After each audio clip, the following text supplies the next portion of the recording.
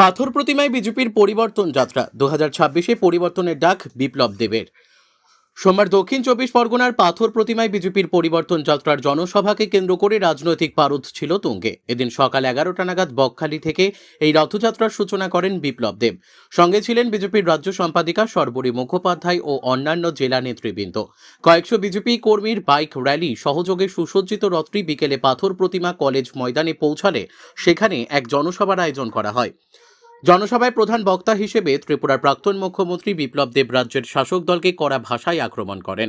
তার ভাষণের মূল লক্ষ্য ছিল সাম্প্রতিক বিভিন্ন দুর্নীতির ইস্যু। তিনি বলেন, বাংলাকে দুর্নীতিমুক্ত করতে এবং প্রকৃত উন্নয়ন আনতে পরিবর্তনের কোনো বিকল্প নেই। 2026-এর নির্বাচনেই বাংলার মানুষ এই অপশাসনের জবাব দেবে। দক্ষিণ চব্বিশ পরগনার নামখানা থেকে রবীন্দ্রনাথ পড়ুয়ার রিপোর্ট, বিগ নিউজ বাংলা। দেশ যখন স্বাধীন হয়েছিল তখন কত ছিল? তখন কত ছিল? 12% থেকে 8% ছিল। আজকে তার সংখ্যা বেড়ে 32% হয়ে গেছে। তার জন্য আমি বারবার বলি, ভারতীয় জনতা পার্টির প্রতিটি কার্যকর্তাদের, এটা আপনাদের শেষ লড়াই। দেওয়ালে পিঠ টিকে গেছে প্রত্যেকটি পশ্চিমবঙ্গবাসীর। যদি ছেলে মেয়ের ভবিষ্যৎ চান, মেয়ের ইজ্জতকে বাঁচাতে হয়, ধর্মান্তরিত না হতে হয়, আপনার কাছে ভারতীয় জনতা পার্টি সরকার আনা ছাড়া কোনো উপায় নেই। না হলে আপনারা এই পশ্চিমবঙ্গে আর থাকতে পারবেন না, বুঝে গেছেন? কেউ যদি ভাবেন যে ওনার গুন্ডার কারণে ভোট দিতে যাব না, বাড়িতে ভালো থাকবো, ইলেকশন পর বাড়িটাও দখল করে নেবে। ভোট দিতে যাবেন তো অধিকারটার জোরে সত্তা চেঞ্জ হয়ে যাওয়ার পর আপনার ভবিষ্যৎটা তৈরি হয়ে যাবে। বিপ্লব দেব সঠিক কথা বলে যাচ্ছে। আজকে পাথর প্রতিমাতে মিলিয়ে নেবেন। আমি ডায়মন্ড হারবারে কালকে বলেছি, সর্বরিজি ছিল, বলেছিলাম যে এখানে মুসলমান ভাইরা জেনে রেখো, 26 ইলেকশনের পর এই ভাইপো এখান থেকে পালিয়ে যাবে। আর আপনাদের সবচেয়ে বড় শত্রু যদি কেউ হয়, সেটা হচ্ছে মমতা বন্দ্যোপাধ্যায়। তোমরা 26 ইলেকশনের পরে বুঝতে পারবে। আর সেটাই আজকে মমতা বন্দ্যোপাধ্যায় ধর্মতলা থেকে মুসলিমদেরকে ধমকি দিচ্ছে, বলছে আমি আছি বলে তোমরা সুরক্ষিত, আমি না থাকলে তোমরা সুরক্ষিত থাকবে না।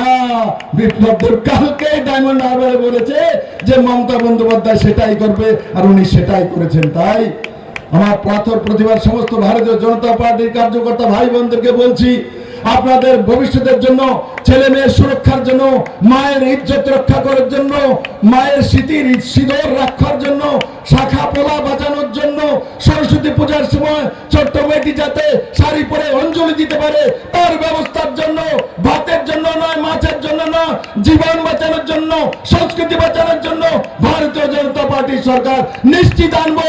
আর আমরা এখানে পশ্চিমবঙ্গে মানুষের সরকার প্রতিষ্ঠা করব। তাই আমরা বলি, বাঁচতে চাই,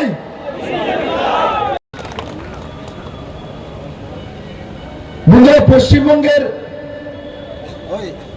ইতিহাসটা কি, কি কারণে আমরা গর্ব করি আমরা পশ্চিমবাংলা।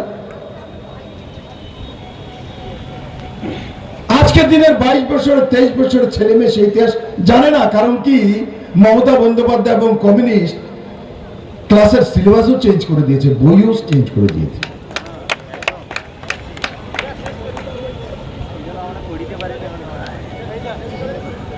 12 জানুয়ারি স্বামী বিবেকানন্দের জন্মদিন।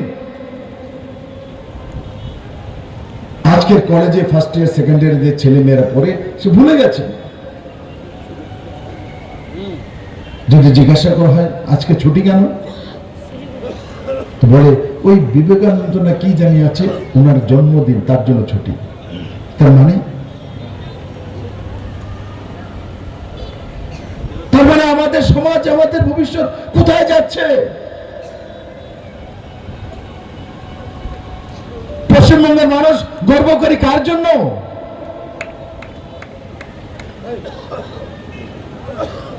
সে পাথর প্রতিমা হোক, কলকাতা শহর হোক, দার্জিলিং হোক, শিলিগুড়ি হোক, বাঁকুড়া, পুরুলিয়া, আসানসোল, বর্ধমান, যাই হোক, আমরা গর্ব কিসের জন্য করি?